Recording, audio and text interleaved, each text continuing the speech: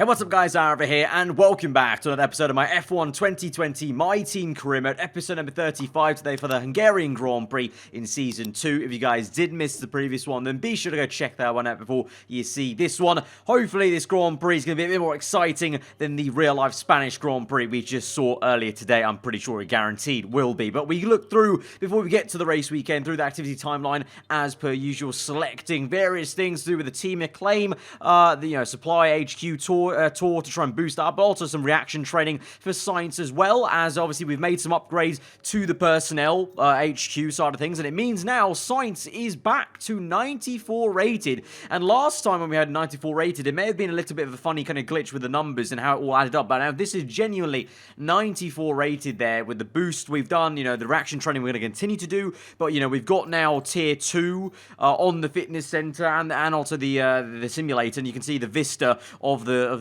personnel HQ part of the facilities is now this upgraded version where it's no longer like a little TV screen there. It's like an actually full-on 3-screen setup, so that's decent enough. And obviously it means that SAINZ will continue to not only push us but also push the team forward. Obviously last time we had, it was a good race for us, good recovery, but in the end obviously SAINZ still beat us, and it was a case of we just have to settle with what we got that time. So maybe this time around we can punch back a little bit and go and try and beat SAINZ. Because, of course, even though it's a good thing, obviously, he's our teammate, he's scoring points for our team, it's still obviously something you want to do. You want to try and beat your teammate, as always. But going into the race weekend, then, no upgrades to talk about for us, personally, but no more equally for Mercedes as well. Looks like Ferrari have improved, as well as Red Bull as well, as they close that gap up a little bit further and move away a little bit from Racing Points and McLaren and AlphaTauri, who seem to be all on top of each other, pretty much, on the same exact line, unless I can only just misread where AlphaTauri is, maybe just underneath them. But in terms of upgrades we're going to do now, in terms of we've got a decent amount of R&D points, and we're going to delve a bit more into the durability side of things, because the engine parts are actually wearing out still quite a bit high. And actually, for some, I think at this point last season, obviously, we had already taken a free set of engine column parts because we had that weird race at Silverstone, whereas this year we did not. So I can already see that we're gonna, there's kind of wearing a little bit higher rate than we maybe need to. So we will at some point this season have to take some penalties at some point. We'll kind of choose tactically what race that might be, but for now we'll kind of just try and counteract the parts we've already got in terms of how they're going to wear out with some more upgrades. So just going for what we can do. The R&D tree and the durability is very, very odd. It basically forces you to do certain upgrades before you unlock the rest, basically, and continue on the tree. So there's not much choice we have in the matter in terms of what we can do. So a major turbo charger durability upgrade, and also the MGUK, although to be fair, the MGUK was one of the parts that was wearing out quite fast beforehand. But we now move through with that into the proper race weekend and get going with the track action as we start qualifying 1 for the Hungarian Grand Prix. Qualifying, very important around here, of course. Last season we had a really great race. We did that one-stop strategy, which got us ahead a lot of people, and I think this season we'll see probably more people doing that one-stop, because there should be upgrades on the chassis for everyone on the tyre wear. So I don't suspect we're going to be doing a blinder by doing a one-stop this time round. But obviously the car is a lot quicker relative to the other cars. We've got the fastest car on the grid, actually. So obviously trying to build on the momentum we brought from last race, which was a win and in 3rd place, albeit obviously with us with a spin, but it was still 1st and 3rd place. So hopefully we can try and aim for another double podium here maybe today. But first and foremost, you have to get through this session. So here in Q1, you may have saw there in the background as I was talking about all that, we did do a lap on mediums. It was very slow. The delta time's massive here from soft to medium tire, like 1.3, and that's kind of the time I gained on that soft set. So we used 2 different tire compounds in Q1, but it still meant we only went through having used only 1 set of soft. So I can get through hopefully in Q2 here on 1 set of soft tires. It leaves me 2 sets of softs for Q3, the top 10 shootout, and trying to aim as high as we can. But Q2 will be a nice way to see where the car maybe is going to be in that top 10 shootout. The car feeling really hooked up, I must say, in Sector 2, especially through that fast right-hander just into this next section. Really planted. Like, I get on the power very early. The turn-in is also very responsive. So I was actually feeling more and more confident as we went on through Saturday, basically, in terms of what we could do in the top 10, but also tomorrow in the race. In terms of race pace is generally always better than our qualifying pace, and you can see, look how close that is at the top left there. Literally 1,000 in between myself and SAINZ for first and second in Q2. So could this be a titanically close scrap between myself and SAINZ for pole position and maybe a, you know, a 1-2 fight in the race? I don't know, but that looks very promising. Let's see. Into the top 10 shootout then.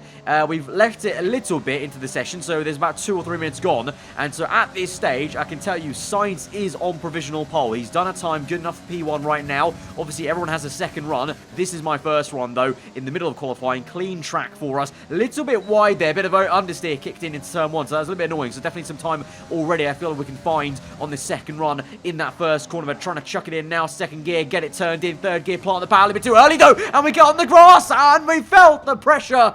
Buckled under it. We've hit the wall, and it's a front wing damage on the front left there. Span it as we got the tire on the grass. Got way too eager on the rear end. And that is us buckling under pressure then on that first run. So we have even more pressure now because this is our one and only run now. The second set of soft tires. This time we had a bit of a sharper turn 1, to be fair, actually, there. As we locked up a little bit, but we got the kind of nose turn a little bit easier. This time take it way easier. I was a little bit, you know, worried I was going to do the same thing there, but we got it through. And again, like I said, in Sector 2, the car felt good and planted. There are other people that have set a lap time, so I'm not too sure, actually, if SAINZ is still on pole. Let's see. As it stands, we've got Stroll, Albon, P8, Ricciardo, 7th, Verstappen, 6th place. We go around the last bend. It's a pretty decent hookup on the rear end, planted on the exit. DRS to the line, across the line. What is it going to be? Will it be pole position for us? No, P10? No, P8. Okay, the timing screen was a bit weird in the bottom left. It's going to be P8 in the end, and SAINZ, actually, in the end, is not on pole as well. He's down in P6. So that is a very confusing qualifying session for us. I guess there must have been all these guys ahead in P1 to P5. I guess they still had laps to set. Like, I thought I went out pretty late in the session for that second run, but I guess everyone else was still yet to do their second lap. So everyone improved, maybe like massive track evolution there. And to be fair, look how close that is. Like, you've got like 2 tenths covering the top 6, which is pretty nutty, to be fair. But in the end, surprising not to see at least one of our cars on the front row after the Q2 performance. But, you know, in that first set of runs, SAINZ was on provisional pole. So they really all did improve quite a lot, or more so really, maybe we just didn't improve enough on the second run, because actually looking back at our Q2 times, if me and SAINZ did what we did in Q2, we would be right up there, first and second, or very, very close, at least on the front row or second row, kind of splitting Ricciardo, Bottas, Vettel, and Leclerc. So kind of, you know, underperforming in that second run. Obviously for me, I had to take it a bit more cautiously in Sector 1 after the calamity that was that first run, because I was so, you know, worried I was going to do the same thing, because I didn't even feel like I made much of a big mistake, just getting a little bit early on the power,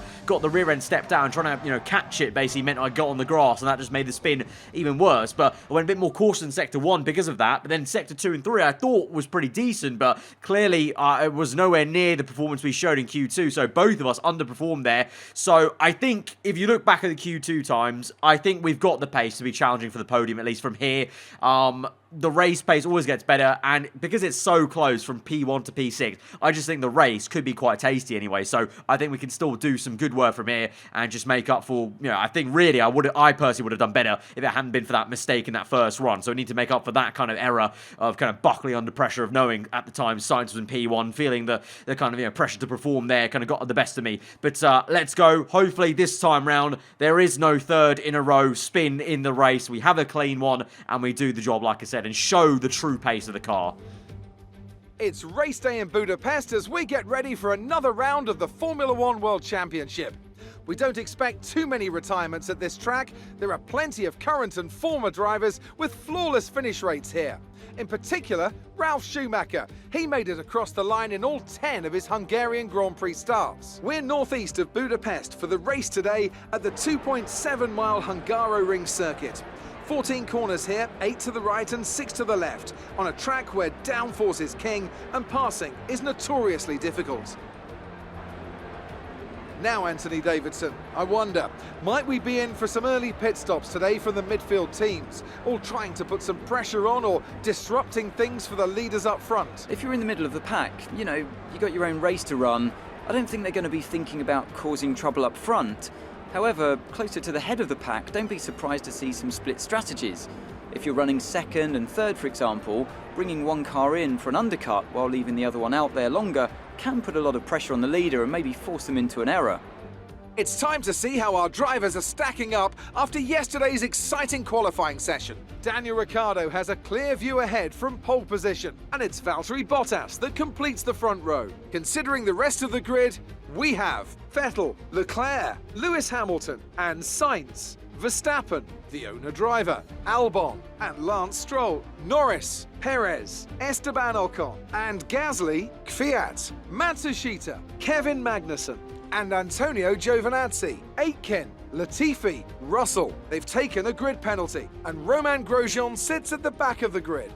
Now, it's almost time for lights out, so let's go down to the track. All right, so like I mentioned earlier, it will be a one-stop, but I think a lot of people will be doing the one-stop this time around in Season 2 compared to last season. Soft tire to the hard. It's a long old stint on hard tyres, but it's really honestly the best way to go about it, because even though theoretically the time you're losing for the two-stop isn't that bad, in theory, it doesn't factor in the fact that you will hit traffic. You will lose more than just the 3 seconds apparently there with the two-stop, so I think the one-stop's the best way for us also to just jump up the order from P8 on the grid. So here we go then to 5 red lights. The Hungarian Grand Prix, the last race just before the summer break in Season 2. 4 lights are out and we're underway. It's a good start for us compared to our teammate and Verstappen, but we made a bit of a wheel spin mistake there in 3rd gear. Made some contact with our teammates. We actually pushed away and ruined our good start. And now the 2 racing points have overtaken me. Stroll's made a fantastic dive to get nearly 3-4 cars as he's now side by side ahead of us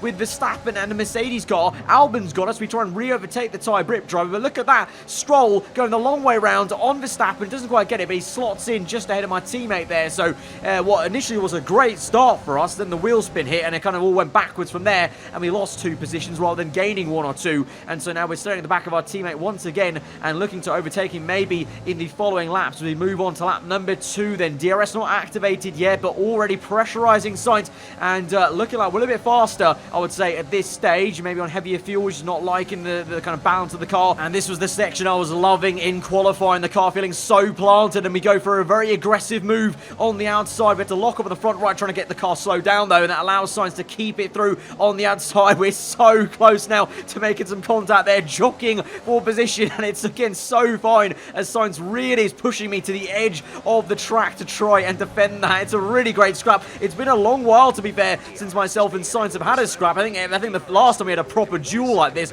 was probably the Dutch GP when we first went on for our very first race win as a team. We tried to do a bit of a clever switchback move from left to right, trying to get on the power earlier. Didn't quite work out as I wanted it to, but instead using a lot of overtake mode down the hill, just trying to get on the power as early as we can, not too early that we don't spin out like we did in qualifying. And then as we go through now up the hill slowly, that blind left-hander, trying to get as close as we can to the rear end to maybe make a move up the hill. We made a few passes like this last season, and in general it's been a great place for us, but a little bit too early on the power, and we catch the car. So not quite a spin, but you can see there, once again, you know, anytime I fight Sainz, we had this at the Dutch GP, remember, anytime I seem to fight Sainz, he just, I don't know what it is, he forces me into mistakes, because he forces me to actually push so hard, because he's, you know, he's 94 rated, he's a very good driver now in the game, and it just forces me to push so hard to try and beat him, that it just forces me into errors that I may not make otherwise. And so again, we have to go again, recompose ourselves on lap number 4 this is now, so 2 laps later,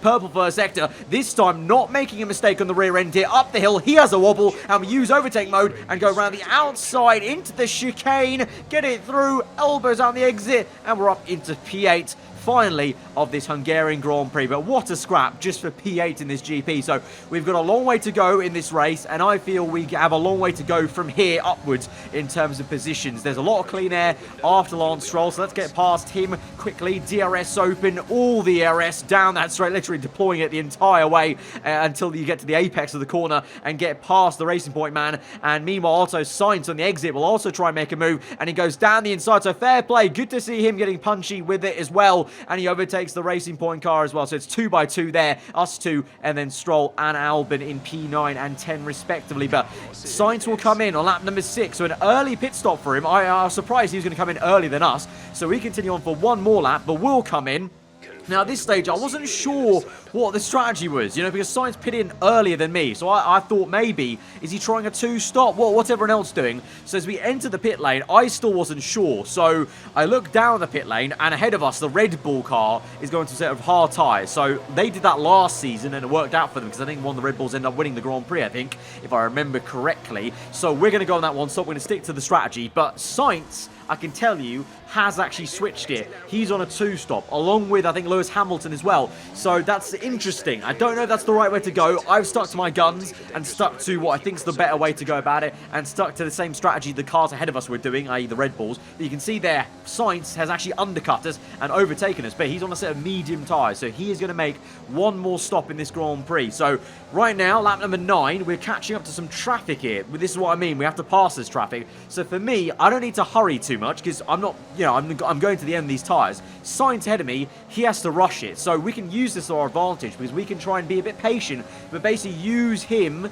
And as he overtakes these cars, hopefully in a rush, you would say, on medium tyres, as you can see, aggressively moves to the left. We can try and just cut through and follow him through, basically, and slice through the traffic as well. And obviously, we're trying to race the cars further ahead than these Williams cars. You know, the Red Bulls, the Ferrari, maybe. I'm not too sure. We'll see. But he's overtaking Latifi. We go down the inside of the Williams. Easy does it. We're kind of pinched in, boxed in almost into the apex there. And having to go on the outside, they're using a bit of overtake mode on that right-hander down the hill, up into P17. And then we move on later, number 10 into sector 3. This is coming up to the last sector, and SAINZ on the back of Jack Aitken as we go through the right-hander, where the car, as I said, has felt so supreme. I get a good exit, SAINZ gets a better exit and goes down the inside of Aitken. You love to see it. It's not just me, the car genuinely is good through that section and corner, gets a great exit, and so we're able to also do that, because as SAINZ overtook Aitken, he kind of pushed him wide. So some good teamwork here at the moment in stint number 2. Now we've got a lot of clean air, so now I've just got to use SAINZ as a kind of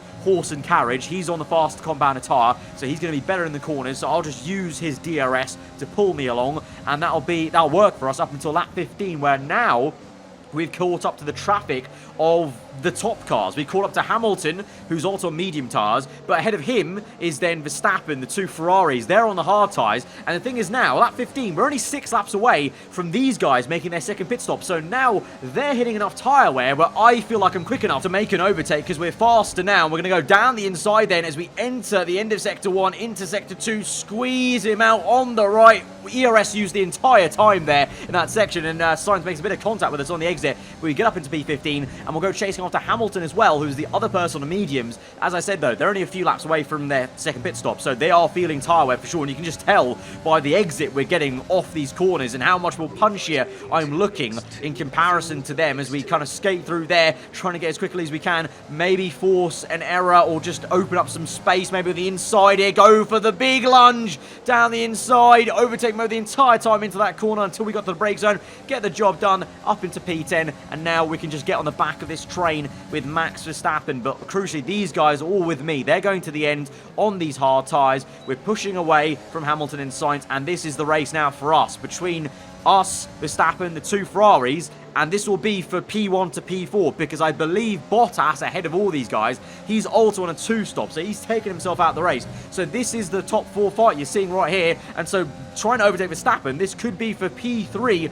on the podium, I think, as we go down the inside now. Easy does it, very close on the left-hand side. It's so fine. Bit of contact made, we're still going for it, and we're doing battle into the chicane. Lock up for both of us there, as we try and give each other enough room. Still at it on the exit. We got on the curb, that stops us from accelerating as quickly as I want to, but the next portion, the right-hander, we have the better line, and Verstappen just leaves it and concedes the position, and so we're up into P5 as it is. But like I said, we've got Bottas ahead of us, who's making a 2-stop, so he pits in on this lap 21 onto lap 22, so we're going to go up into P4. I thought it was going to be P3 actually, my bad, but it looks like Ricciardo actually, I completely missed out where he was. He's the one leading the Grand Prix right now in the Red Bull. Then it's Vettel in second, Leclerc third, I'm in P4, we've overtaken Verstappen, he's had a bit of a mare, he's fallen behind Ocon and Perez it would seem, and right now, lap 26, basically I had so much clean air to try and push, and we're just pushing as hard as we can to try and catch up to Leclerc and Vettel. I should have the pace to try and close up. It's then a question of can we actually make the overtake, like real life F1, you know, in clean air, you can push hard, but once you're behind them within 1 second, it's a bit harder to actually make the overtake. But as it stands right now, setting the pace, fastest lap of the Grand Prix onto lap 27, so we've got still some, time left in the tank here, and so we move through lap 32 then. 5 laps later, we finally catch up to Leclerc, and we're looking likely we can make a pass here with 3 laps to go in this Grand Prix. Can we get on the podium and maybe even try and challenge for P2 if we're lucky enough to maybe close up to Vettel? But first and foremost, have to get the job done on Leclerc on the outside. That corner that obviously I've said it's favourite of mine here in this circuit. The car working well in this entire section. Very much deja vu with battling with Carlos Sainz there on the outside. Leclerc keeps it on the inside there for the last corner. We're going to wait and just wait till the end of that main straight because there's no point fighting too much on the entry. We'll have ERS to use into turn 1. Big dive down the inside. Try and scrub off some speed on the outside. Push him wide. Gets on the curve for him. We plant the powers early as we can. A little bit of a twitch of oversteer, but we get the job done and pull across on the left-hand side. Very defensive there as Leclerc has a look on the outside, but we're going to pull that through down the hill, and we're up into P3, the podium position of this Grand Prix. Unfortunately, though, 2 laps to go. I was pushing pretty hard. You can see purple second sector there, but on the last lap, just not enough laps left in this race to catch up to P2 and overtake Sebastian Vettel. So it'll be Daniel Ricciardo that wins the Hungarian Grand Prix. Fair play. Second place Vettel, and for us, it's a very good recovery, I must say, from P8 on the grid to P3. And I think, what could have been? I think Sainz, it was a mistake for him to go on a 2-stop. It could have been an easily, P2-3 or P3-4 at least minimum for Sainz if he got up and, used the same strategy as us. But for us personally, P3, I'll take that podium from, the mistakes we made in qualifying. That's good enough for us. It's a performance to be proud of today from our Hungarian Grand Prix winners. Tell me, Ant, how did they manage to achieve this win? Well, this was a real team victory. They put together a solid strategy today that appeared well suited to the conditions out on track. The driver did everything that was expected of them in the moment to really execute the team's plan to perfection. A shining example of how F1 really is a team sport. The drivers are en route to the podium as we speak. What a fantastic win for the Red Bull team.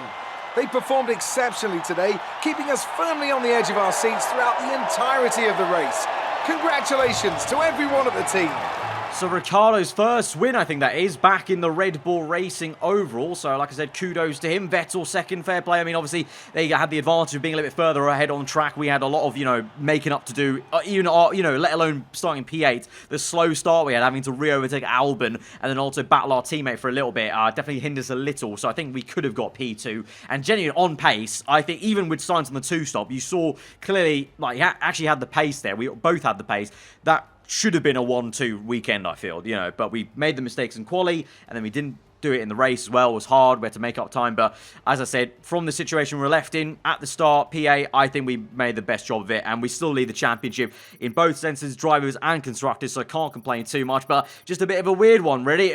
For me, I think the entire episode was, it epitomized it from that mistake I made in qualifying. That kind of set the tone of, just, buckling a little bit, not doing the job when we could. We had the car, me and Sainz, to get the 1-2 in quali, get the 1-2 in the race. And neither of us did that. I made the bigger mistake in quali, but then in the race, he made the bigger blunder by going to the 2-stop because he could have at least got to P4 behind me and it could have been 3-4. But alas, it happens sometimes. I'm just happy we didn't spin and make a big mistake like that because that could have been a real bad situation of continuing that momentum, getting in a bad cycle mentally. So that was good to just kind of get past that and have a good kind of cleaner race, as it were. So guys, if you did enjoy that episode, then be sure to hit that like button. Let me know what you thought in the comments below. If you aren't around here, then do get subscribed for weekly Formula 1 content. I've been aarava. Hope you guys enjoy today. I'll see you guys next time. Goodbye.